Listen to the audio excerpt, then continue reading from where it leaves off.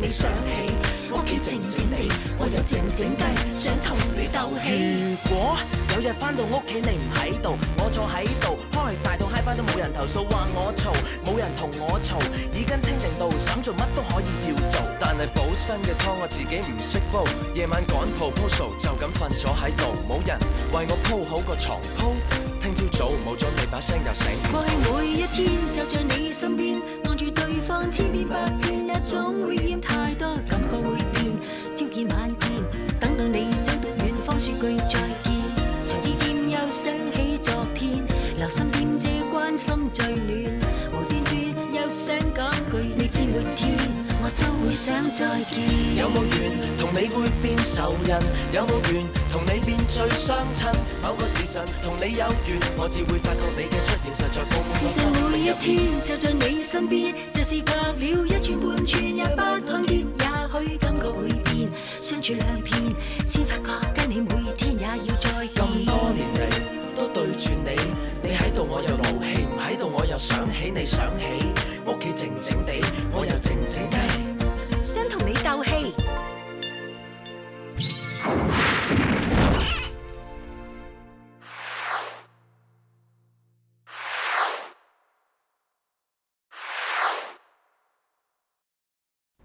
គេជាប្តីនាងឯងគេមិនសមជាប្តីនាងទេអញនិយាយស្អីលោកមេលោកប្តីខ្ញុំអញធ្វើឲ្យខូចកញ្ចក់ប្រពន្ធយើងផងហើយកុំឈ្លោះគ្នាបាញ់ហើយកុំឈ្លោះគ្នាមិនក៏វាយគ្នាអញ្ចឹងយ៉ាងមិនហើយមិនអីទេលោកប៉ា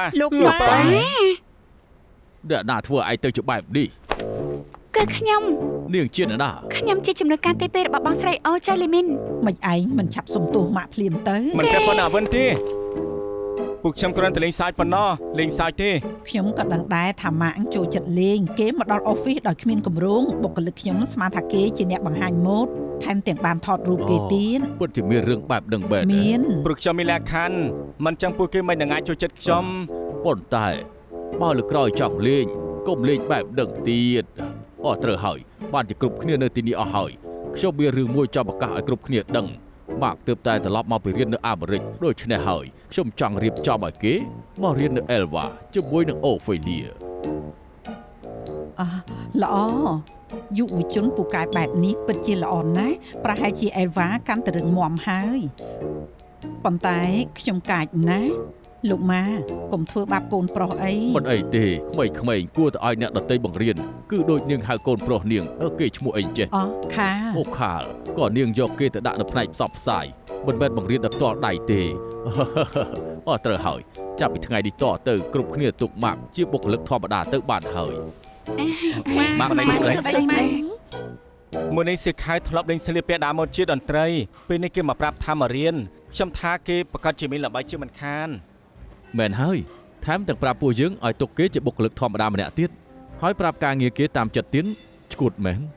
ពួកបងមិនអីទេតែពួកខ្ញុំស្រីឲ្យគេកេងចំណេញហើយថាទៅតើគួរនិយាយទេគឺអញ្ចឹងឯងគឺដោយអាវិនអញ្ចឹងទោះជាត្រូវគេកេងចំណេញក៏ត្រូវទ្រាំដែរនាងផឹកអីទៅស្រីពួកនាងត្រូវគិតឡើងវិញពួកនាងមានចោលកតុយភ្នែកប្តេផ្ដាំងហើយខ្ញុំឧស្សាហ៍ខូចចិត្តមែនណាប៉ុន្តែសំណាងល្អខ្ញុំដឹងភាពខុសគ្នាអាវិននាងផ្ញើសារទៅច្រឡំមនុស្សទេដឹងឡាប់សិតទេគឺពួកសម័យអស់នោះទេដែលយល់ខុសខ្ញុំនឹងម៉ាក់គ្មានរឿងអីកើតឡើងនោះទេគ្មានរឿងកើតឡើងនៅចិត្តគ្នាម្ល៉េះហើយពេលនេះគេសប្បាយចិត្តណាស់ដែលមានមនុស្សមើលឃើញអូនខាអាវិនពេលនេះស្អាតណាស់បើនាងបញ្ចេញមុនស្នេហ៍ប្រកាសជាប្រុសចោមរាប់មិនអស់ខ្ញុំថាប្រុសពួកលោកចិត្តចង្អៀតនឹងឆេវឆាវណាស់យោអាខាលគេទៅជាបែបនេះព្រោះគេបារម្ភពីអាវិនក៏មិនបាច់ឆ្លោះគ្នាដែរមនុស្សគឺអាវិនជាអ្នកវាយតែនាងវាយគេដើម្បីអ្នកណាណែប្តីប្រពន្ធគេមិនទាន់ត្រូវគ្នាផងហើយពួកឯងឆ្លោះស្អីមែនហើយអ្នកដែលមិនល្អខ្ញុំថាសៀវខៃដែលធ្វើឲ្យគេមានចិត្តមិនស្ងប់សួស្តីគ្រប់គ្នាចៃដនមែនអូប្រចាំមានមនុស្សកេងចំណេញលើស្ថានភាពការពិតគ្រប់គ្នាក៏ចូលចិត្តមកលំហែទីនេះដែរលើកក្រោយហាក់ខ្ញុំមកផងមនុស្សច្រើនទើបសប្បាយគ្មានស្វែងក៏សប្បាយចិត្តដែរមកក៏ឯងមិនទៅខ្ញុំនៅទីនេះសប្បាយជាងសប្បាយមែនហើយតែបើចង់ឲ្យកាន់តែសប្បាយចាំខ្ញុំវាយភ្នែកឆ្វេងអញម្ដងបន្ទាប់មកបញ្ជូនអញទៅជួបជុំគ្រួសារយើងនិងគ្រួសារលើល្អណាស់ខា ខ្ញុំពិតជាចំណាយដែលឯងមានប្រពន្ធពូកែបែបហ្នឹងអាចធ្វើការបានល្អជាងឯងហើយអាចការពារឯងបានថែមទៀតល្អមែនទែនខ្ញុំចូលចិត្ត អូយបានហើយខ្ញុំនៅមានការងារត្រូវធ្វើទៅអស់វិញហើយ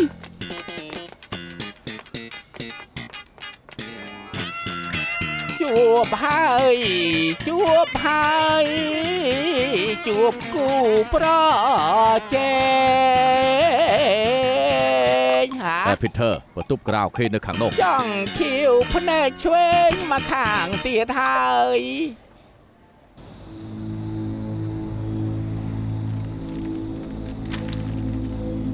បងស្រីព្រលឹងបងច្បាស់ជាឡើងឋានសួគ៌ឲ្យខ្ញុំបានឃើញរូបថតទាំងអស់នេះខ្ញុំមិនដែលសម័យទេថាការពិតអូហ្វីលីគឺជាហ្វីអូណាគេគឺជាជនទី3ដែលបំផ្លាញពួកបងទាំងពីរនាក់មើលអ្វីដែលគេបានធ្វើទីបំផុតខ្ញុំយល់ហើយថាថ្ងៃនោះបងមានអារម្មណ៍បែបណាមនុស្សអាក្រក់ម្នាក់នោះមិនត្រឹមតែសម្លាប់ពួកបងទេនៅធ្វើឲ្យខ្ញុំខ្លាចជាក្មេងកំព្រាហើយព្យាយាមផ្គត់ផ្គង់ខ្ញុំទៀត អ្នកនាងកើហើយអ្នកមីងទៅ ជាប៉ាវណែអេត្រូវនិយាយអរគុណមុននឹងទទួលអំណោយនិយាយអរគុណទៅ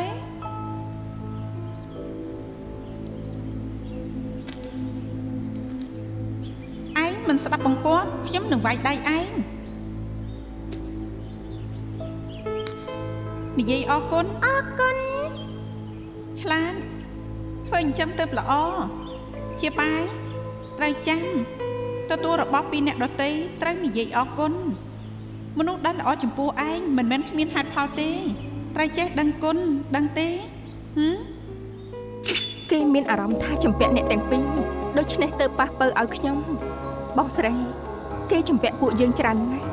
ខ្ញុំចង់ឲ្យគេសងគ្រប់យ៉ាងឲ្យខ្ញុំវិញទាំងអស់ ជ្រើសរើសនិពន្ធនាយកគេនិយាយនៅក្រៅគឺខ្ញុំមែនទេក្រែងលោកមានព័ត៌មានល្អជាងខ្ញុំហ៎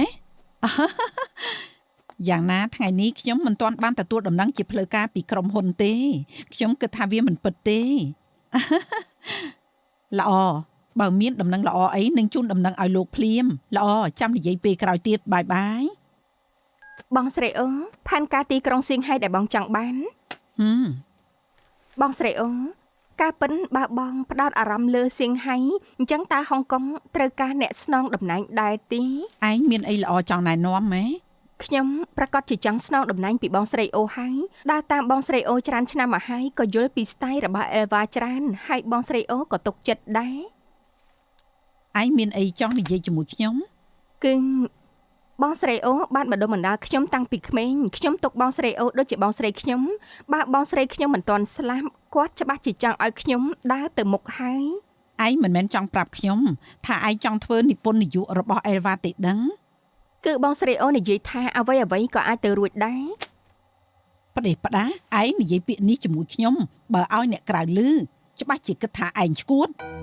តាមសមត្ថភាពឯងបច្ចុប្បន្នទោះអេវ៉ាជាកម្មសិទ្ធិកុមារប្រចាំសប្តាហ៍ក៏ឯងមិនអាចធ្វើនិពន្ធនាយកបានដែរ តែបងស្រីអូបងថាខ្ញុំរីកចម្រើនច្រើនណាស់និងមានអនាគតឲ្យខ្ញុំគិតឲ្យធំកុំបោះបង់ការងារដើម្បីស្នេហាហេតុអីពេលនេះ ហេតុអីឯងនៅក្បែរខ្ញុំច្រើនឆ្នាំហើយតែគំនិតឯងនៅឆោតល្ងងនឹងក្មេងខ្ចីទៀតសូមវល់ឯងធ្វើជាខ្លួនឯងឲ្យបានល្អទៅកុំចេះតែយល់សពទាំងថ្ងៃហើយមិនត្រូវជេរឯងទេនាំតែធ្វើឲ្យមានស្នាមជ្រួញខ្ញុំទៅញ៉ាំបាយថ្ងៃជាមួយកូនប្រុសនិងកូនប្រសារខ្ញុំហើយបន្តិចទៀតទៅមកវិញ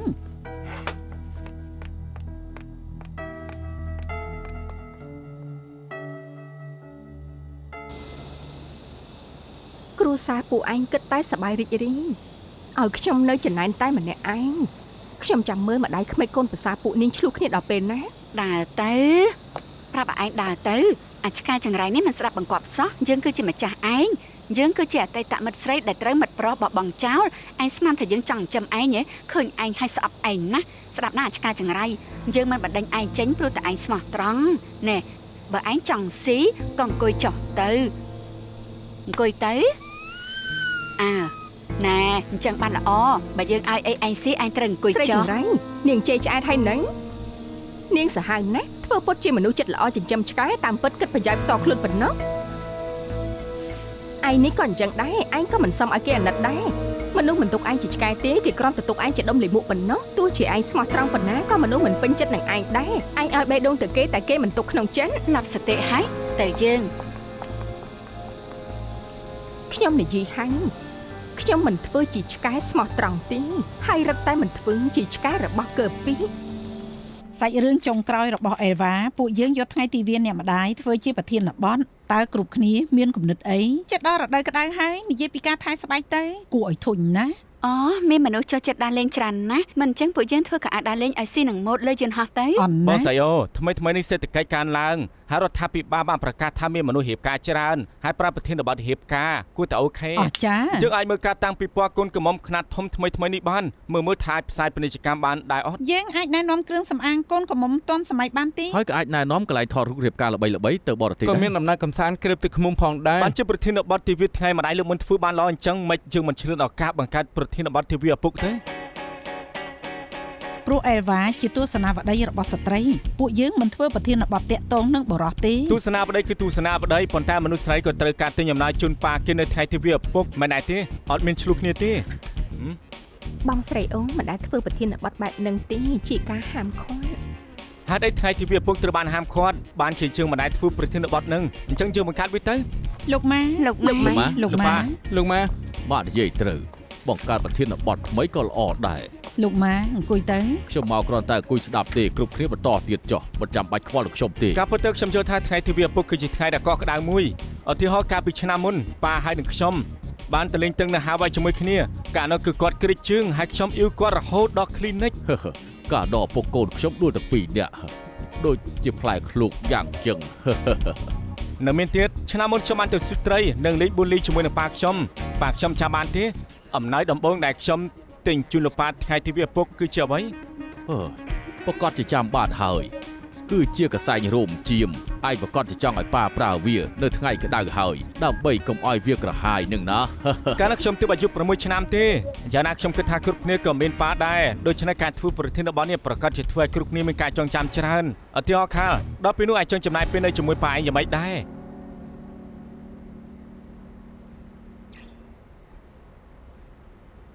ថ្ងៃទិវាឪពុករបស់ខ្ញុំធ្វើជាមួយម៉ាក់ព្រោះឯម៉ាក់ក៏ជាឪពុកខ្ញុំដែរ អូ sorry បើថ្ងៃទិវាឪពុកឯងមិនអាចនៅជាមួយប៉ាឯងទេគួរអាណិតមែនតែខ្ញុំគិតថាសាច់រឿងបែបនេះអ្នកមានច្បាស់ជាចាប់អារម្មណ៍ ខ្ញុំមិនគិតអញ្ចឹងទេខ្ញុំគិតថាយើងត្រូវពឹងលើខ្លួនឯងដើម្បីរស់នៅមិនមែនពឹងប៉ាទេ ចេះស្រាប់ប៉ាខ្ញុំស្លាប់តាំងពីខ្ញុំនៅក្មេងម្ល៉េះទោះជាខ្ញុំនៅគាត់តែខ្ញុំក៏មានជីវិតល្អដែរ គឺថាបានជាអញ្ចឹងហើយពួកយើងយកប្រធានបទមង្គលការធ្វើជាសាច់រឿងពិសេសនៅថ្ងៃទិវាលោកឪពុកចុះសម្រាប់អញ្ចឹងហើយណា ខ្ញុំគិតថាតើតើនឹងការផ្សាយពាណិជ្ជកម្មយើងអាចរកការផ្សព្វផ្សាយពាណិជ្ជកម្មផលិតផលជាច្រើនទៀតដែលតើតើជាមួយនឹងទិវាឪពុកដើម្បីបង្កើនប្រាក់ចំណូលបានខាលរឿងនេះគួរតែមិនអីទេ ខ្ញុំកក់20ទំព័រសម្រាប់ការផ្សាយពាណិជ្ជកម្មក្នុងប្រធានបទនេះ 20ទំព័រ ខ្ញុំនិយាយមែន 20ទំព័រឯងយល់ថាគោលដៅខ្ពស់ដែរទេ អត់ទេផ្នែកផ្សាយពាណិជ្ជកម្មពួកយើងមានមនុស្សមានទឹកកោសល្យច្រើនណាស់ប្រកាសជាគ្មានបញ្ហាទេម៉ែ មនុ នេះ ស្សខ្លាំងសេះខ្លាំងមនុស្សតែ4នាក់ពេលណាទើបជួនអ្នកខ្លាំងមក បើជួយទេជឿជាក់លើខ្ញុំចុះខ្ញុំប្រកាសជាធ្វើបាន ល្អមានមហិច្ឆតាសមជាកូនប្រុសអូហ្វេលៀពិតមែន ម៉ាក់ក៏ពូកែនឹងក្លាហានដែរអាចផ្ទេរចរិតឆ្ពោះទៅមុខរបររបស់ម៉ាក់ឲ្យទៅលោកម៉ាបាន អំបញ្ញមិញខ្ញុំពិតជាខ្មាស់ចំនួនខានណា មែនហើយតែខ្ញុំគិតថាម៉ាគ្មានចេតនានោះទេ គិតដល់មនុស្សជាទីស្រឡាញ់នៅរដូវបុណ្យជារឿងសំខាន់បំផុតដូច្នេះពីថ្ងៃមុនខ្ញុំបានទៅប៉ាជីងលីសួរសុខទុក្ខនាយកគាត់ថែមទាំងឲ្យរូបថតការខ្ញុំនៅក្មេងពីរស្លឹកមកខ្ញុំទៀនឯងមកមើល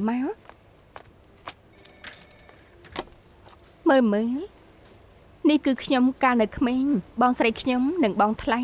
អូការនេះនៅក្មេងគួរឲ្យស្រឡាញ់ណាស់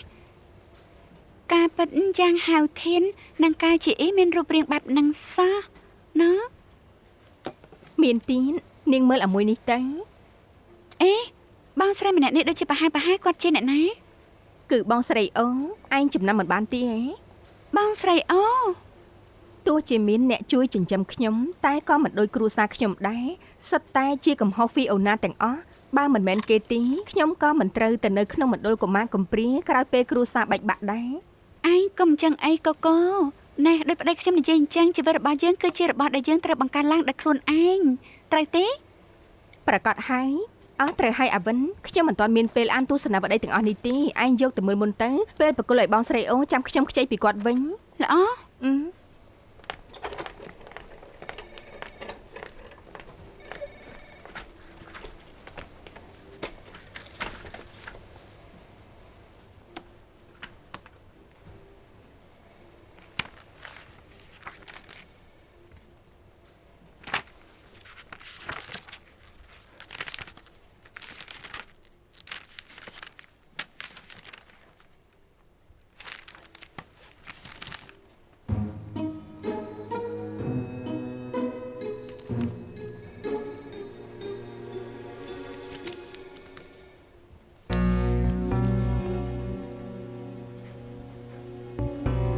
មិនក៏ម៉ាក់ក្មេកនឹងយ៉ាងហៅធានសិទ្ធស្នានឹងគ្នាម្លេះឬមួយម៉ាក់ក្មេកជាហ្វៃអូណា មិនមែនទេដឹងម៉ាក់ក្មេកឯងជាហ្វៃអូណា រូបថតតែនេះជាផុសតាំងអាចខ្លាំងខ្លាចដែរ ឯងស្ងប់ចិត្តសិនទៅទោះជាម៉ាក់ក្មេកឯងស្គាល់យ៉ាងហៅធានមែនឬក៏ពួកគេអាចតាក់ទងគ្នាមែនក៏មិនមែនបានន័យថាម៉ាក់ក្មេកឯងជាហ្វៃអូណាដែរ អញ្ចឹងបានខ្ញុំនឹងទៅសួរគាត់ថាតំណែងតំណងរវាងគាត់និងហៅធានគឺជាអ្វីហេតុអីគាត់លាក់ថាពួកគាត់ស្គាល់គ្នារហូតណែមានទៀតបើគាត់ពិតជាហ្វៃអូណាមែនចាំមើលគាត់និយាយថាម៉េច អីយ៉ាណែម៉ាក់ក្មេកឯងលាក់អាត់កំបាំងនេះច្រើនឆ្នាំមកហើយប្រកាសជាមានមូលហេតុការពិតទៅគេជាហ្វៃអូណាឬក៏អត់ក៏គ្មានអីដែរបើឪពុករបស់អាទ័រពិតជាយ៉ាងហៅធានពិតមែនម៉ាក់ក្មេកឯងក៏មិនអោយគេស្គាល់ឪពុកបែបហ្នឹងគ្មានអីគួរឲ្យភ្ញាក់ផ្អើលនោះទេត្រូវទេតែនេះគ្រាន់តែជាការប៉ាន់ស្មានរបស់ពួកយើងតែប៉ុណ្ណោះផុសតាំងទើបសំខាន់ពិនិត្យមើលសិន វីវ៉ូហើយអាកំបាំងធំយ៉ាងនេះខ្ញុំខ្លាចតែធ្វើឲ្យបាច់ធ្លាយទេ ឯងធំហើយខ្លាចជាប្រពន្ធនឹងកូនប្រសាគេទៅហើយត្រូវយករឿងធំជាសំខាន់សរុបទៅស៊ើបឲ្យដឹងការពិតចាំនិយាយទៀតណា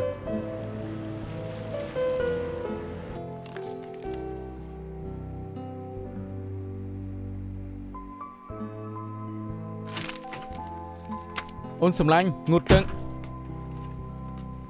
មើលអីនឹង គ្មានអីទេលោកប្តីអើយមានរឿងមួយចង់សួរបង សួរអី ការប៉ាត់តាំងពីតូចដល់ធំបងមិនធ្លាប់គិតថាប៉ាបង្កើតបងជាអ្នកណាដែរទេ ធ្លាប់គិតតែម៉ាក់មិនចង់និយាយរឿងនឹងទេទើបបងមិនសួរ បើសិនមនុស្សដូចចិត្តស្និទ្ធនឹងបងបំផុតធ្វើខុសធ្វើឲ្យបងមិនសប្បាយចិត្តតើបងនឹងលើកលែងទោសឲ្យគាត់ដែរទេ ធ្លាប់ធ្វើរឿងអំពើផិតក្បត់ខុសច្បាប់ទេ ចុះបើមែន អញ្ចឹងប្រកាសជាប្របាទលើកលែងឲ្យហើយច្បាប់ជាអ្នកដាក់ទោស ចុះបើខុសខាងសិលធម៌វិញនោះយ៉ាងម៉េចដែរ ស៊ីជំរឿនម្លេះបញ្ហាសិលធម៌អាចតូចឬធំ ឧទាហរណ៍ធ្វើជាជនទី3អីហ្នឹង ប្រកាសជាមិនអាចហើយមិនអាចលើកលែងដាច់ខាតអូនក៏មានឲ្យសោះណា អូននេះ ប្រកាសហើយម៉ាក់និងអូនគឺជាសាច់ញាតិរបស់បងគ្មានផ្លូវដែលម៉ាក់ទៅធ្វើជនទី3របស់គេនោះទេបើអូនទៅធ្វើបងនឹងសម្លាប់អូន រូបថតទាំងនោះដាក់នៅទីនេះច្បាស់ណាស់មិនក៏បាត់អញ្ចឹង ម៉ាក់ក្មេក ចូលមក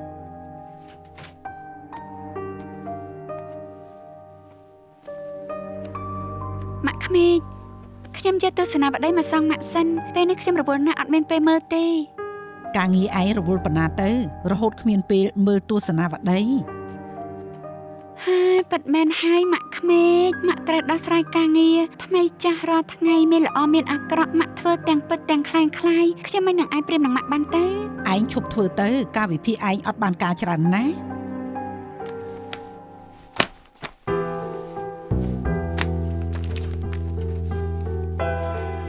អាវិន មានអីហ៎ ឯងមិនទាន់បានអានទស្សនាវដ្តីទាំងនេះពិតមែនណា អត់ទេ អូ ម៉ាក់ក្មេកម៉ាក់មើលទៅដូចជាមិនសូវស្រួលមិនអីទេ មែនទេប្រហែលផ្ដាសាយខ្ញុំក៏ចង់ឆាប់ចូលគេងដែរឯងចេញទៅចុះ ល្អម៉ាក់ឆាប់សម្រាប់ចុះ រាត្រីសួស្តី សង្ឃឹមថាម៉ាក់កេងលក់ស្រួលទៅចុះ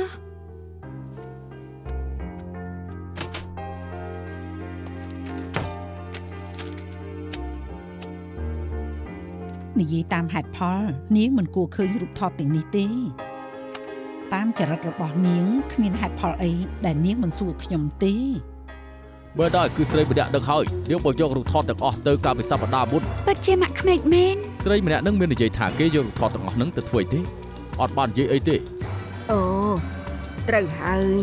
ខ្ញុំចាំបាននាងគឺជាសិស្សពូកែម្នាក់ កើពីឈ្មោះជាភាសាអង់គ្លេសជាអ្វីទៅ Fiona ម៉ាក់ក្មេកពិតជាសាហាវនិងមានល្បិចកលណាស់គាត់បោកប្រាស់គ្រប់គ្នាតែបំផុតខ្ញុំដឹងហើយថាហេតុអីគាត់ធ្វើបែបនឹងដាក់ពូហ្វាន មិនអញ្ចឹងនាងក៏មិនចាំបាច់ធ្វើបែបហ្នឹងដែរ អញ្ចឹងយ៉ាងហាធានគឺជាប៉ារបស់ខាលហើយខ្ញុំតែនិយាយជាមួយគាត់សិនក ុំអីល្អជាងករណីបោកប្រាស់ហ៊ុននេះរំជើបរំជួលខ្លាំងណាស់កាលនោះយ៉ាងហៅធានល្បីឈ្មោះខ្លាំងណាស់បើយ៉ាងហៅធានពិតជាឪពុករបស់ប្តីឯងពិតមែនហើយម៉ាក់ក្មេកឯងក៏មិនចង់រំលឹកពីឈ្មោះនេះម៉ាក់ក្មេកឯងគឺធ្វើបែបនេះគឺដើម្បីប្តីរបស់ឯងសមហេតុសមផលណាស់ ខ្ញុំថាមនុស្សដែលគួរអាណិតបំផុតពេលនេះគឺពូហ្វានម៉ាក់ក្មេកប្រាប់ពូហ្វានថាហ្វៃអូណាស្លាប់ច្រើនឆ្នាំហើយធ្វើឲ្យពូហ្វានទុកម៉ាក់ក្មេកដូចជាព្រះអញ្ចឹងនេះហៅថាខកចិត្តទ្វេដងហើយ ឯងនិយាយចំពោះពូហ្វានគឺរងការវាយប្រហារទាំងសងខាងតែម្ដងហើយបន្សល់ទុកគេឈ្មោះពេលនេះបានល្បីក៏មានប្រយោជន៍ដែរឯងចង់ឲ្យគាត់ត្រឡប់ទៅដូចពីមុនទៀតមែនដែរទេស្ដាប់ពូទៅយុទ្ធធម៌អាស្រ័យលើស្ថានភាពនេះហៅថាធ្វើរឿងអាក្រក់តែមានចេតនាល្អអញ្ចេះចុះលេបរឿងពិតរបស់ហ្វេណាចូលទៅក្នុងពោះទៅ ខ្ញុំខ្លាចថាមិនទាន់បានលេបផងត្រូវធ្លាយចេញមកទេ ធ្លាយចេញមកប្រសើរជាងពោះធំដូចពូរបស់ឯងពោះពេញទៅដោយកំហឹង យ៉ាងម៉េច មិញរបស់ឯងនឹងនៅមិនទាន់មកវិញទេពោះធំប៉ុណ្ណឹងហើយនៅដើរចុះឡើងទៀតនិយាយមិនស្ដាប់ទាល់តែសោះតែម្ដង អេគាត់មកវិញហើយ អូនសម្លាញ់មិនឆាយប្រយ័ត្នផងណាមក អូនក៏ដើរចុះឡើងពេកជិតដល់ពេលសម្រាលហើយគួរទៅនៅផ្ទះថែទាំពោះ ខ្ញុំនៅផ្ទះធុញថប់ណាស់ខ្ញុំមិនធុញស្លាប់ក៏កូនក្នុងពោះធុញស្លាប់ដែរ អាចទេកុំនិយាយអញ្ចឹងអីបាន មិនអាចស្អីនិយាយខុសហេ អង្គុយចាំបងចាត់ចែងឲ្យអូន អេខ្ញុំមានទូរស័ព្ទពួកបងនិយាយគ្នាតាមសម្រួលទៅ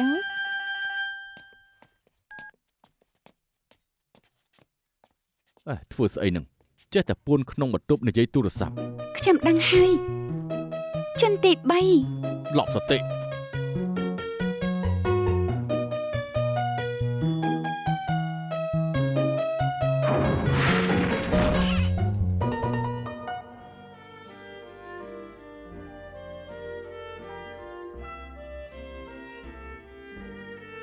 មនុស្សធ្វើរឿងអាក្រក់មិននឹងអាចសប្បាយចិត្តយ៉ាងហ្នឹងទៅកើត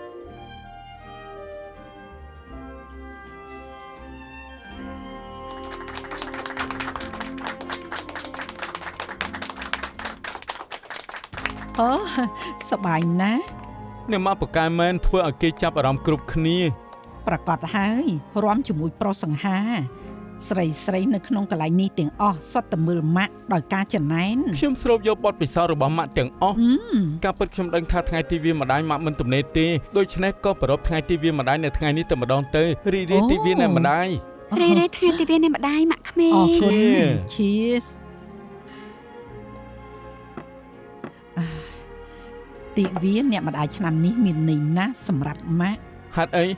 ព្រោះថ្ងៃនោះម៉ាក់ត្រូវចូលរួមពិធីសម្ពោធប្រធានសមាគមនារីហួយឡានអ្នកស្រីម៉ាជាប់ឆ្នោតជាប្រធានដល់ពេលនោះគាត់នឹងណែនាំម៉ាក់ធ្វើជាអនុប្រធាន អូសមាគមនារីហួយឡានសុទ្ធតែជានារីនឹងយុត្តិធម៌នៃសន្តិភាពអ្នកម៉ាក់អស្ចារ្យណាស់ ម៉ាក់ឯងចំពោះសង្គមនេះក៏សាងគុណសម្បត្តិឲ្យស្ត្រីមិនតិចទេ ថ្ងៃនឹងអូនមិនប្រយ័ត្នសោះណា ពិធីសម្ពោធនេះមានសារៈសំខាន់សម្រាប់ម៉ាក់ណាស់ក្រៅពីបន្ថែមទំនាក់ទំនងល្អជាមួយអ្នកស្រីម៉ាតំណែងជាអនុប្រធានសមាគមនារីមានឥទ្ធិពលណាស់ទៅលើការដេញថ្លៃដ៏ជោគជ័យសម្រាប់និពន្ធនាយករបស់ប្រទេសចិនដូច្នេះមិនអាចភ្លាត់បានទេពួកឯងត្រូវនៅទីនោះដែរដឹងអន់ប្រហែលជាមានអ្នកកសែតខ្លះនឹងទៅរកពួកឯងនិយាយអីប្រយ័ត្នផងជាពិសេសឯងអាវិន ក្នុងនាមជាកូនប្រុសនិងកូនប្រសាររបស់ម៉ាក់ប្រកាសជាទៅផ្ដល់កិត្តិយសឲ្យម៉ាក់ណាម៉ាក់ខ្ញុំមានមោទនភាពចំពោះម៉ាក់ណាស់ អរគុណខាល មិននឹងឥឡូវមានអីមិនស្រួលហ៎ គ្មានអីទេរូបរាងខាងក្រៅឥឡូវនេះមើលទៅល្អណាស់ផ្អែមឆ្ងាញ់តែបែរជាល្វែងទៅវិញ បើល្វីងកុំញ៉ាំអីហើយកវលឯងដូចជាមិនសូវសមនឹងសម្លៀកបំពាក់សោះអញ្ចឹងចុះម៉ាក់ក្មេងកម្រឲ្យរបស់ទៅឯងណាកវលម៉ាក់មកគូនេះច្បាស់ជាសមនឹងឯងឲ្យឯង អរគុណម៉ាក់ក្មេង មិនអីទេណែមកគូហើយ ល្អណាស់ឃើញគ្រូសាមានសុភមង្គលបែបនេះខ្ញុំសប្បាយចិត្តបំផុត អេឯងនិយាយដូចជាម៉ាក់2នាក់បង្ករឿងឲ្យពួកឯងច្រើនណាស់អញ្ចឹង ប្រកាសជាអត់ហើយអ្នកទាំងពីរជានារីដែលសំខាន់បំផុតក្នុងជីវិតខ្ញុំផ្ដល់សុភមង្គលនិងភាពរីករាយឲ្យខ្ញុំច្រើនណាស់ ឯងដឹងល្អហើយឯងត្រូវឲ្យតម្លៃវាផង ប្រកាសហើយ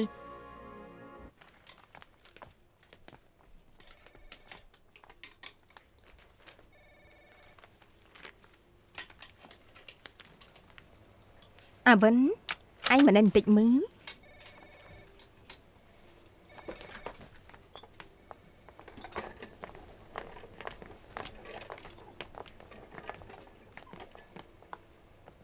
មានអីមិនស្រួលហ៎ គឺមិនសមរម្យខ្លាំងណាស់ត្រូវហើយ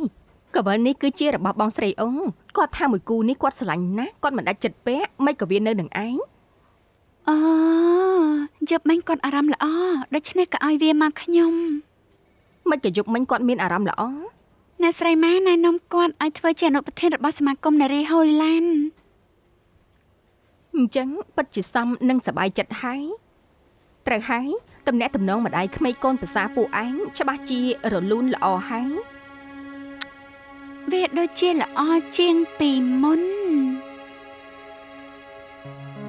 ត្រូវហើយលើកមុនឯងខ្ចីទស្សនាវដ្តីបងស្រីអូឥឡូវយកសងគាត់វិញហើយនឹង ខ្ញុំមិនតាន់មានពេលមើលនោះទេដូច្នេះក៏យកទៅសងគាត់សិនទៅ អាឡូលោកទូមែនហើយអេលវ៉ាពួកខ្ញុំមានសាច់រឿងពិសេសនៅថ្ងៃទីវាឪពុកផលិតផលល្អឥតខ្ចោះសម្រាប់ក្រុមហ៊ុនលោកមកទេបាយបាយ ថាការរបស់ខ្ញុំទៅរកស៊ីនៅមកការបណ្ដោះអាសន្នហើយ ខ្ញុំភ្លេចប្រាប់លោកខ្ញុំបានពិនិត្យថាវិការផ្សាយពាណិជ្ជកម្មរបស់ក្រុមហ៊ុនពួកយើងលើពីការចំណាយនៅក្នុងឆ្នាំនេះជួបគ្នាឆ្នាំក្រោយ រកភ្ញៀវបានហើយណែ នៅទេ មិនល្អទេដឹង អាវិន សុំទៅលោកប្តី អូនរវល់ណាស់បងលេងរំខានហើយ ជូមិនក៏អូនដើរយឺតម្ល៉េះ យេខ្ញុំប្រញាប់មកខ្លួនប្រានសុទ្ធតែញើសបងមិនចាំខ្ញុំទេ អត់ទេល្អមិនទេចាំបងថាប់អូនមួយល្អទេ អាទីណានាងនេះមកយឺតរត់តែដង លោកចាំខ្ញុំមិនបានទេ មិនក៏ថាចាំបានស្រីស្អាតបែបនេះចាំមកជីវិតក៏បានដែរ ចាំអ្នកណា ចែកដនម្លេះ លោកនៅតែឯងទេ នាងក៏អញ្ចឹងដែរមានអារម្មណ៍ថាវួយកាន់ចង្អៀតណាស់ កាលពីមុនខ្ញុំក៏មានអារម្មណ៍ថាចង្អៀតដែររាល់ពេលដែលលោកជីស្រឡាញ់ជូនខ្ញុំទៅផ្ទះយើងនិយាយគ្នាមិនតាន់បានប្រមាណម៉ាត់ផងទៅដល់កន្លែងចតទៅហើយ មានពេលខ្លះគិតថាជជែកគ្នាយូរនឹងមានទុកបាត់មកវិញ ខ្ញុំចាំបានថានៅក្នុងកំណត់ហេតុខ្ពស់បំផុតមានមួយលើកគឺទៅមក10 តែ ដង ខ្ញុំនៅតែចង់អង្គុយលើទូកតែគេត្រូវចេញពីធ្វើការ ពេលវេលាដើរលឿនណាស់ ត្រូវហើយសម្រាប់មែនទេទៅមកហុងកុង អត់ទេគឺការិយាល័យកណ្ដាលផ្ទេរមកខ្ញុំវិញ អញ្ចឹងនាងអត់ទៅសៀងហៃវិញទេហ៎ ពេលនេះគឺអញ្ចឹងដូច្នេះបើមានឱកាសពួកយើងនឹងជួបគ្នា ទោះគ្មាននិស័យក៏អាចណាត់គ្នាញ៉ាំបាយដែរ ត្រូវហើយមិញឃើញលោកដូចជាខ្វាយខ្វល់ណាស់មានរឿងអីមិនសប្បាយចិត្តទេ គឺរឿងការងារក្រុមហ៊ុនផ្នែកផ្សាយពាណិជ្ជកម្មពួកខ្ញុំបានដាក់គោលដៅហើយបើសម្រេចមិនបាននឹងមានសម្ពាធខ្លាំង ក៏ត្រូវដែរទស្សនាវដ្តីប្រកួតប្រជែងណាស់ប៉ុន្តែអេលវ៉ាជាក្រុមហ៊ុនធំខ្ញុំគិតថាប្រកាសជាមានកម្លាំងអាចរកភ្ញៀវបានអីត្រូវហើយខ្ញុំមានភ្ញៀវចង់ផ្សព្វផ្សាយផលិតផលថ្មីខ្ញុំគិតថាខ្ញុំអាចណែនាំលោកបាន អញ្ចឹងល្អណាស់ណែអញ្ចឹងធ្វើការណាត់ជួបភ្លាមទៅខ្ញុំអញ្ជើញនាងញ៉ាំបាយ ល្អ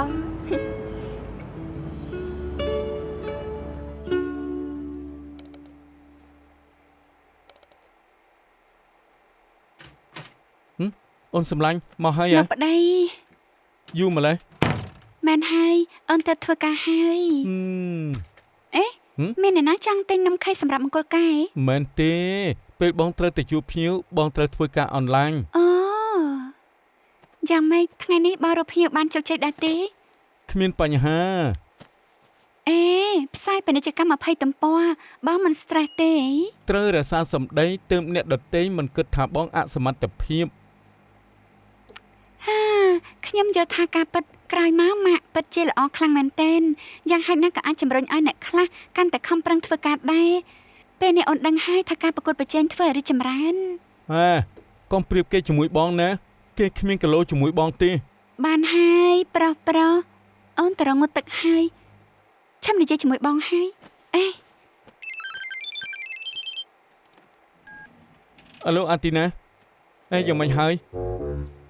ជួបថ្ងៃស្អែកគ្មានបញ្ហាស្អែកជួបគ្នាបាយមិនដឹងថាបាញ់មិញនេះអាទីណាម្នាក់នោះជាសុងជឿឈាវទេឬ មួយនឹងជាភ្ញៀវសម្ងាត់របស់បង គឺអាទីណាដែលធ្វើជាលេខា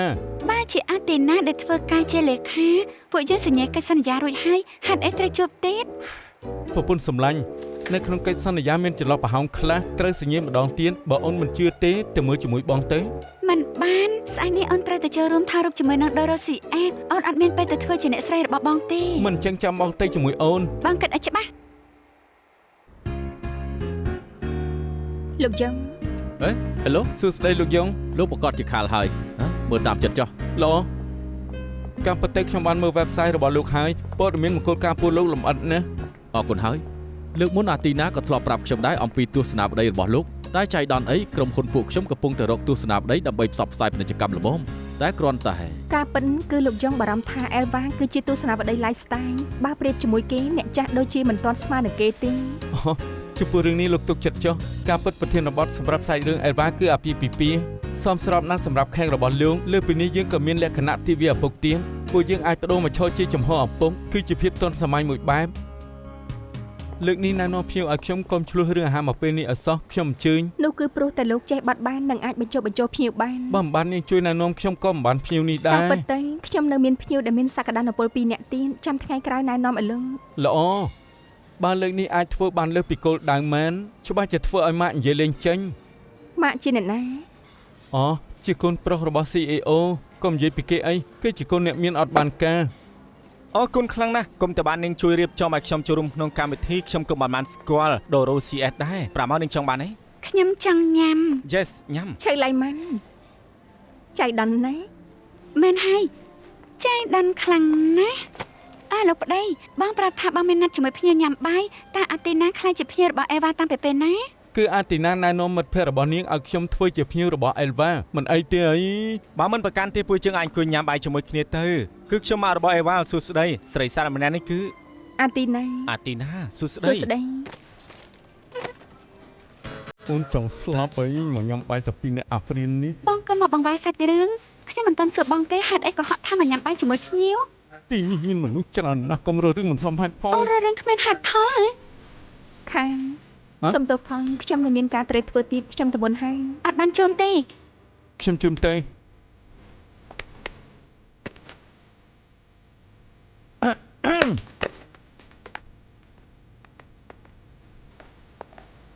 ្ត្រីស្នេហានាងពិតជាខ្លាំងមែនខ្ញុំមិនដឹងថាខ្ញុំអាចធ្វើប៉ះពាល់ដល់ខាឬមួយក៏អត់ទេនេះ ទឹករុក្ខជាតិដែលអ្នកប្រុសត្រូវការទឹកក្រូចថ្លុងដែលអ្នកនាងចង់បាន ខុស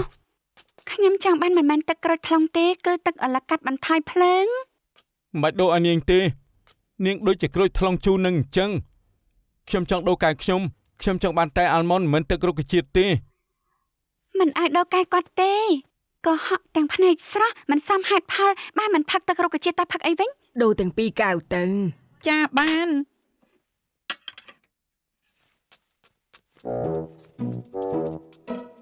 បងមើលស្អីខ្ញុំនិយាយខុសហេក្រែងមានមនុស្សកុហកទាំងភ្នែកស្រស់មែនតើ បងនឹងអាទីណាស្អាតស្អំណាស់មិនដូចអូននៅអាមុខព្រាននោះទេក៏ខ្វក់ ហើយយ៉ាបងជាមនុស្សអាក្រក់ហើយប្តឹងមុនទៀតបើបងនឹងអាទីណានោះពិតជាស្អាតស្អំមែនហេតុអីចាំបាច់កុហកមិនក៏បងមិនបាក់ចិត្តឲ្យទូលាយហៅខ្ញុំទៅញ៉ាំបាយដែរទេ បងដឹងថាអូនគិតផ្ដេសផ្ដាស់ទៅបងមិននិយាយប្រាប់អូនដឹងច្បាស់ថាអាមុខព្រាននោះចូលចិត្តលួចញ៉ាំតែហ៊ូអ្នកដទៃនិងញ៉ាំបាយជាមួយគេទៀតចង់ឲ្យគេលេងសើចហ៎ ខ្ញុំនឹងម៉ាក់គ្មានអ្វីពាក់ព័ន្ធគ្នាទេគេគ្រាន់តែនិយាយប៉ុណ្ណោះខ្ញុំដឹងថាពេលខ្លះគេមានចេតនានិយាយឲ្យបងខឹង ធ្វើឲ្យបងខឹងពិតជាធ្វើឲ្យបងខឹងមែនបងខ្លាចតែអូនល្ងងមិនដឹងគេបោកទេ ក៏តើឲ្យអាកាសបងនិយាយម្ដងទៀតបងថាណាល្ងង បងនិយាយច្បាស់ណាស់គឺអូនល្ងងអោយ ល្ងងហ៎មែនខ្ញុំល្ងងខ្លួនអញត្បោចចុះទៅខ្ញុំដឹងក្នុងចិត្តបងមានតែសង្ហុយម្នាក់នោះទេគឺសង្ឃជាឈាវនាងស្អាតនិងមានសមត្ថភាពបំផុតបើបងខ្លាំងមិនក៏មិនធ្វើដូចជារឿងក៏រ៉ៃដែរ និយាយចឹងទេអូនចោតបងខុសហើយស្រីសំអុយ ហើយពីអ្នកឯងឈួតឆ្អែតហើយនៅឯងរៀបការប្រពន្ធហើយត្រូវធ្វើជាមនុស្សល្អប្តីល្អដែលមានភាពស្មោះត្រង់សុំវរណា អ្នកម៉ាក់គឺអវិនមានបញ្ហាអាទីណាណែនាំភ្ញៀវឲ្យខ្ញុំអញ្ជើញនាងញ៉ាំបាយដើម្បីអរគុណគេ តើពួកគេពិតជាគ្មានទំនាក់ទំនងផ្ទាល់ខ្លួនមែនហេតុអីចាំបាច់កុហ បើ ក គេស្រឡាញ់ខ្ញុំគួរតែទុកចិត្តខ្ញុំ ការទុកចិត្តហ្នឹងក៏ត្រូវសាកល្បងដែរបើទំនាក់ទំនងឯងនឹងខាននឹងណូគ្មានជនទី3ណាជ្រៀតជ្រែកបានទេមិនបានមុនថ្ងៃអាទិត្យសប្តាហ៍ក្រោយពួកឯងត្រូវតែត្រូវគ្នាវិញ ហេតុអី តែពីមុនម៉ាក់ធ្លាប់ធ្វើជាជនទី3មែនទេ ឯងនិយាយអញ្ចឹងបានន័យថាម៉េច ម៉ាក់ឆ្លាតណាស់ម៉ែក៏មិនដឹងថាខ្ញុំចាំនិយាយពីអី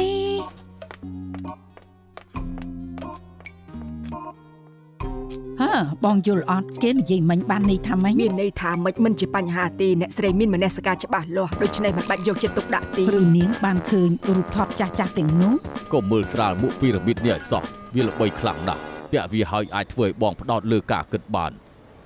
កែប្រែសក្តានុពលខានជួបខ្ញុំបានរយៈហើយបងយល់ថាខ្ញុំខុសប្លែកដែរទេ គ្មានទេអូតែខ្ញុំថាអាវហើយនឹងកន្សែងដូចជាហួសសម័យបន្តិចហើយ ខ្ញុំមិនមែននិយាយពីខាងក្រៅទេគឺខាងក្នុងខ្ញុំស្ដាប់តាមបងរើចេញហើយខ្ញុំរើទៅកោះលីតាវក៏ដូចជាការដកថយអញ្ចឹងបន្ថែមពីការស្រាវជ្រាវទីផ្សារភាគហ៊ុននិងសរសេរអត្ថបទខ្ញុំឡើងទៅលើកំពូលភ្នំរាល់ថ្ងៃបែរមុខទៅសមុទ្រស្រូបយកចំហាយមេឃដីធ្វើឲ្យចិត្តខ្ញុំស្រស់ថ្លាហើយរឿងគំនុំគុំគុណរបស់ខ្ញុំនៅពេលនេះខ្ញុំបានទុកវានៅម្លែងសិនហើយ ណែលោកអាចបន្តលាក់ខ្លួនតែម្នាក់ឯងបានហើយកុំឈប់អី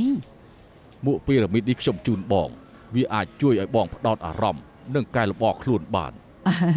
អរគុណហើយខ្ញុំផ្ដោតការគិតរបស់ខ្ញុំបានល្អណាស់អាត្រូវហើយលោកហៅខ្ញុំមកទីនេះមិនមែនគ្រាន់តែដើម្បីជូនមុខខ្ញុំទេហ៎ ខ្ញុំ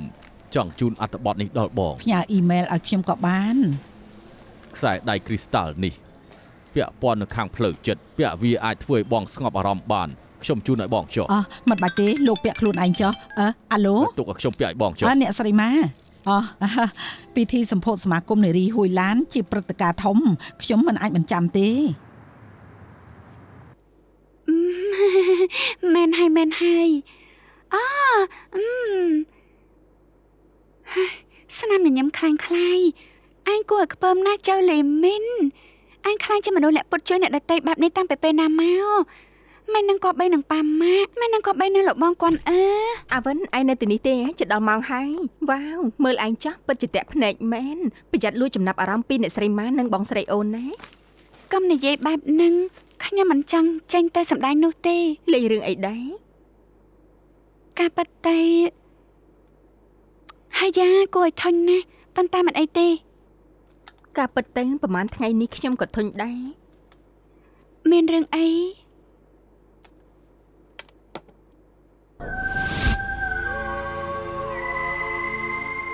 ការពិតទៅប្រហែលយប់នេះខ្ញុំតែងតែได้យល់សពអាក្រក់ យល់សពអាក្រក់ទៅយ៉ាងម៉េច ខ្ញុំយល់សពអាក្រក់ឃើញបងស្រីខ្ញុំគាត់ប្រាប់ខ្ញុំក្នុងយល់សព បងស្រីនាងរាយការណ៍ក្នុងយល់សពទេ គាត់ប្រាប់ខ្ញុំថាហ្វីអូណាមិនទាន់ស្លាប់ទេ នាងនិយាយមែននេះ ខ្ញុំឃើញបងស្រីខ្ញុំរាល់យប់គាត់និយាយជាមួយខ្ញុំទាំងទឹកមុខប្រឡាក់សុទ្ធតែឈាមគឺហ្វីអូណាសម្លាប់បងគេប្រាប់ឲ្យបងលែងលះគេធ្វើឲ្យបងស្លាប់ពេលនេះបងវេទនាណាស់តែហ្វីអូណាបែរជាសប្បាយរីករាយទៅវិញតើលើលោកនេះមានយុត្តិធម៌ទេគាត់និយាយបែបហ្នឹងធ្វើឲ្យខ្ញុំខ្លាចចង់ស្លាប់ មិនអាក្រក់យ៉ាងហ្នឹងទេដឹង តែខ្ញុំគិតថាគាត់គ្រាន់តែចង់រកនរណាម្នាក់រកយុត្តិធម៌ឲ្យគាត់តែប៉ុណ្ណឹងអាវិនមានតែឯងម្នាក់គាត់ដែលដឹងឯងតែងស្រឡាញ់ភាពយុត្តិធម៌ឯងប្រកាសជាអាចជួយគាត់ឲ្យធូរស្រាលបានក កការប៉ັດតែនៅតែមិនអីទេជួបគ្នាពេលក្រោយ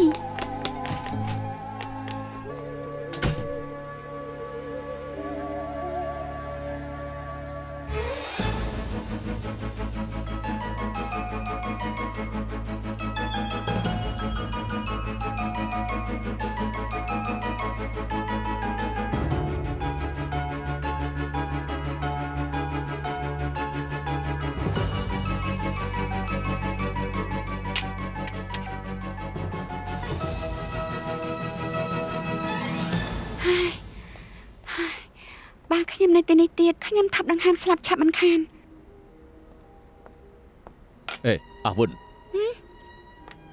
ម៉ែកពូមកដែរ ថ្ងៃនេះម៉ាក់ក្មេកឯងជាប់ឆ្នោតធ្វើជាអនុប្រធានសមាគមនារីខ្ញុំមកអបអរគេ ពូកុំល្ងងពេកធ្វើជាអនុប្រធានមានអីតេតនឹងពូទេ មិនក៏ឯងនិយាយអញ្ចឹងយ៉ាងណាក៏គេជាអ្នកមានគុណរបស់ខ្ញុំដែរគេសមនឹងទទួលបានអ្វីដែលគេសម្រេចនៅថ្ងៃនេះ ពូវ៉ានការពិតគាត់មិនល្អដូចជាពូគិតនោះទេ អាវិនឯងយកកាបូបខ្ញុំទៅទុកឯណា បងស្រីអូអបអរសាទរ លោកមកទីនេះធ្វើអី តែទៀតខ្ញុំនឹងឡើងលើឆាកយកផ្កាជូនបង អេកុំអុយសោះធ្វើរឿងច្រើនអញ្ចឹងធ្វើអីជូនផ្កាស្អីបានតែធ្វើអីបាក់មុខបាក់មុខនឹងសមាជិកភាពលោក សមាជិកភាពរបស់ខ្ញុំយ៉ាងម៉េចមិនអាចទេ មិនមែនទេលោកមានសម្បត្តិអញ្ជើញទេបើគ្មានមិនឲ្យចូលចាំនៅក្រៅសន្តាគារទៅ បងស្រីអូពិតជាមនុស្សប្រកែកខ្លាំងមែន ខ្ញុំក៏គិតថាគាត់ពូកែដែរគាត់អាចធ្វើឲ្យត្រូវខ្លាចទៅជាខុសបានមិនចេះខ្មាស់ក៏ហាក់ម្ដងហើយម្ដងទៀតគ្មានមនសិការនៅធ្វើពិតជាមនុស្សល្អទៀត ណែមិនក៏ឯងគ្មានការគោរពសោះអញ្ចឹ គាត់ ង មិនសមនឹងទទួលការគោរពពីខ្ញុំទេ ហេតុអី ហើយខ្ញុំទ្រាំលែងបានហើយខ្ញុំមិនធ្វើជាអ្នកសំកំណត់ទៀតទេខ្ញុំមិនអាចជួយលាក់គាត់ទៀតទេពូវ៉ានការពិតគឺម៉ាក់ក្មេងជាអ្នកធ្វើឲ្យពូត្រូវជាប់គុក27ឆ្នាំដោយអយុត្តិធម៌និងចិនទេ3ដូចជ្រេចជ្រែកយ៉ាងហាធាននឹងការជាអ៊ីហ្វៃអូណា បាយនិយាយផ្ដេសផ្ដាស់ ខ្ញុំអត់និយាយផ្ដេសផ្ដាស់ទេខ្ញុំបានស៊ើបហើយគាត់ជាហ្វៃអូណាមែនខ្ញុំថែមទាំងបានឃើញរូបថតសន្តានាគាត់នឹងយ៉ាងហាធានទៀតផងខ្ញុំបានទៅសាលារៀនដែលគាត់រៀនហើយបានស៊ើបដឹងថាគាត់ជាហ្វៃអូណាពិតមែនប៉ុន្តែគាត់បោកប្រាស់គ្រប់គ្នាពូវ៉ាន ក្នុងនាមជាមនុស្សស្រីដែលឈានមុខគេក្នុងសម័យកាលខ្ញុំថាពួកយើងគួរមានភាពស្មើគ្នាទោះជាអត្តសញ្ញាណនិងតួនាទីខុសគ្នាតត្តភាពគ្រួសារខ្ញុំគិតថាយើងគួរតែធ្វើជាភរិយាដែលយកចិត្តទុកដាក់លើស្វាមីនិងម្ដាយដែលយកចិត្តទុកដាក់លើកូនជាម្ដាយក្មេកដែលរីករាយនិងមានហេតុផលតត្តភាពសង្គមយើងត្រូវយកចិត្តទុកដាក់បន្ថែមលើអ្នកដែលជួបការលំបាកហើយ ស្រីចង្រៃនឹងនិយាយឆ្អែតហើយនៅ ពូវ៉ានពូធ្វើអីនឹង ស្រីចង្រៃនាងបំផ្លាញផោះតាងទាំងអស់ត្រូវឲ្យខ្ញុំជាប់គុក27ឆ្នាំទាំងអយុត្តិធម៌បើនិយាយពីទំនាក់ទំនងនាងគឺជាជនទី3លួចប្តីគេបើនិយាយពីសិលធម៌នាងគឺបោកប្រាស់អ្នកទាំងអស់គ្នានាងគឺជាស្ដេចកុហកនាងគ្មានលក្ខណៈសូម្បីតែធ្វើជាអនុប្រធាន សន្តិសង ពូវ៉ានឈប់បង្ករឿងទៅមិនអញ្ចឹងខ្ញុំមិនគួរសមទេ យ៉ាងម៉េចឯងគិតថាយើងនិយាយកុហកបើឯងមិនជឿទេសួរប្រពន្ធឯងទៅគឺប្រពន្ធរបស់ឯងជាអ្នកប្រាប់ថាម្ដាយឯងជាហ្វៃអូណាគឺប្រពន្ធរបស់ឯងបានលះបង់សាច់ញាតិលាតត្រដាងពីបទអក្រិតរបស់គេ អូនធ្វើអីទៀតហើយ អូន ស្រីចង្រៃកំទាត់ទៅ ម៉ាក់ក្មេងខ្ញុំ ឈប់ហៅខ្ញុំម៉ាក់ក្មេងទៀតខ្ញុំគ្មានកូនប្រសាដូចឯងទេ 這是愛承諾用心戀愛注定要和你同步飛身外海誰人是最愛全情投入去愛有你每日也精彩永遠與你一起日後都只愛你永遠的心動每日也令我回味珍惜就像調味能維繫變銘記愛你能教我幸福一世紀 Oh baby I love you every day 永遠的心動每日也令我回味珍惜就像調味能維繫變銘記